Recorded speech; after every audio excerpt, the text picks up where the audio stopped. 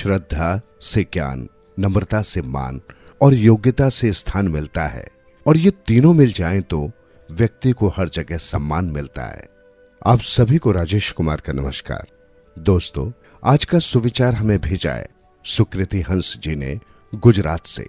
सुकृति जी, आपका बहुत बहुत शुक्रिया हमें ये सुविचार भेजने के लिए। आपका दिन शुभ हो। आइए सुनते हैं एक छोटी सी कहानी। चूहिया का वर कौन। पावन सलीला गंगा के तट पर वीतरागी महात्मा तपोधन रहते थे। वो प्रतिदिन सवेरे उठकर स्वच्छ, निर्मल और पवित्र गंगा जल में स्नान करते और फिर तपस्या में लीन हो जाते थे। अपनी तपस्या के कारण उन्हें ढेरों सिद्धियां प्राप्त हो गई थी। एक दिन जब वो स्नान आदि से निर्वृत्त होकर पितरों, देवों और महर्षियों को तर्पण कर रहे थे तो बाज के चंगुल से छूटी एक चूहिया उनकी अंजुली में आ गिरी। महात्मा ने उस चूहिया को सुरक्षित स्थान पर रखकर पुनः स्नान और आचमन आदि किया और फिर समाधि में लीन हो गए। जब वो समाधि से उठे तो उस चूहिया की ओर उनका ध्यान गया। उन्हें उस पर दया आ गई। महात्मा ने मंत्रों उच्चारण करके उस चूहिया पर जल छिड़का, जिससे वो एक सुंदर कन्या में परिवर्तित हो गई। उस कन्या को लेकर महात्मा अपने आश्रम में आए और अपनी संतानहीन पत्नी से बोले, देवी, अपनी बेटी समझकर इसका पालन पोषण करो। स्वामी, ये कन्या तो बहुत रूपवती है, इसलिए इसका नाम रूपवती ही रख देती हूं। महात्मा की पत्नी ने खुशी खुशी उसका नामकरण करते हुए कहा। महात्मा की पत्नी की देखरेख में रूपवती पूनम के चांद की तरह बढ़ने लगी और धीरे धीरे युवा हो गई। महात्मा तपोधन की पत्नी ने रूपवती के यौवन अवस्था में कदम रखते ही पति से कहा, स्वामी, अब हमारी बेटी युवा हो गई है, हमें इसका विवाह करके कन्यादान का पुण्य लाभ कमा लेना चाहिए। अपनी पत्नी की इच्छा जान रूपवती के लिए उपयुक्त वर के संबंध में विचार करते हुए महात्मा तपोधन ने सबसे पहले सूर्यदेव को निमंत्रित किया। सूर्यदेव ने प्रकट होकर महात्मा से बुलाने का कारण पूछा। मैं अपनी पुत्री का विवाह आपसे करना चाहता हूं। आप जैसा वर पाकर मेरी कन्या धन्य हो जाएगी। महर्षि तपोधन ने सूर्यदेव से विनम्र निवेदन किया, महर्षि, पहले अपनी पुत्री से तो पूछ लीजिए, मुझ जैसे दहकते हुए अंगारे रूपी वर को अपना पति स्वीकार करेंगे या नहीं।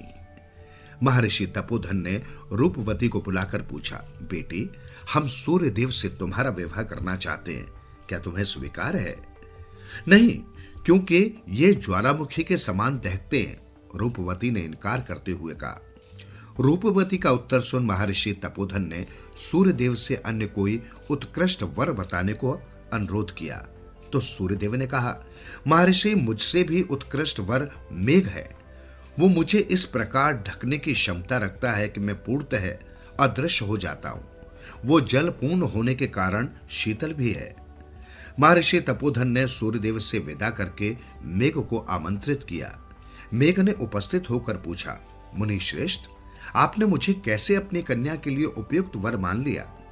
क्योंकि आप में सूर्यदेव तक को ढक लेने की क्षमता है, और जो सूर्य के तेज को अदृश्य कर दे, उससे अधिक उपयुक्त वर मेरी कन्या के लिए कोई हो ही नहीं सकता। तपोधन ने कहा, अपनी कन्या से तो पूछ ले मुनिवर। मेघ ने मुस्कुराते हुए कहा। रूपवती ने मेघ से भी विवाह करने से इनकार कर दिया। इस पर मेघ ने कहा, महर्षि, मेरी दृष्टि में वायुदेव मुझसे अधिक शक्तिशाली है। वो मुझे पल भर में उड़ाकर छिन्न भिन्न कर देते हैं। महात्मा तपोधन ने मेघ को जाने की अनुमति दे दी और वायुदेव को आमंत्रित किया। रूपवती से पूछने पर उसने ये कहकर इनकार कर दिया, ये काफी गतिमान है, इन्हें पकड़ना असंभव है, इसलिए पिताश्री, मैं इनसे विवाह नहीं करूंगी। इस पर वायुदेव ने महात्मा तपोधन से कहा, महात्मन, मुझसे अधिक समर्थ और शक्तिशाली तो पर्वत है, जो मेरी गति को कुंठित कर देते हैं और मैं उनका बाल भी बांका नहीं कर पाता। महात्मा तपोधन ने वायुदेव को विदा किया और पर्वतराज का आह्वान किया, लेकिन रूपवती ने उनसे भी विवाह न करने का फैसला सुनाते हुए कहा, ये तो अत्यंत कठोर और स्थिर है, अतः ये मेरे योग्य नहीं है। रूपवती के ये वचन सुनकर पर्वतराज ने कहा, मुनिवर, मुझसे अधिक शक्तिशाली तो चूहा है, जो मेरे शरीर में छेद करके मुझे व्यथित करता है। पर्वतराज को विदा करके महात्मा तपोधन ने चूहे को बुलाया। चूहे को देखते ही रूपवती उछलने कूदने लगी और बोली, पिताश्री, मेरे लिए योग्य वर है, मैं इसी से विवाह करूंगी।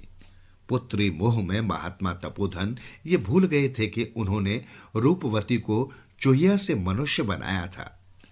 उन्होंने रूपवती को तुरंत चूहिया बना दिया और तेजस्वी और शक्तिशाली महानुभावों को छोड़कर चूहे से उसका विवाह कर दिया। यदि आप भी हमें ऐसे सुविचार भेजना चाहते हैं तो कृपया हमें कमेंट बॉक्स में लिखें। हम आपके विचारों को भी सम्मिलित करेंगे अपने program thought of the day में।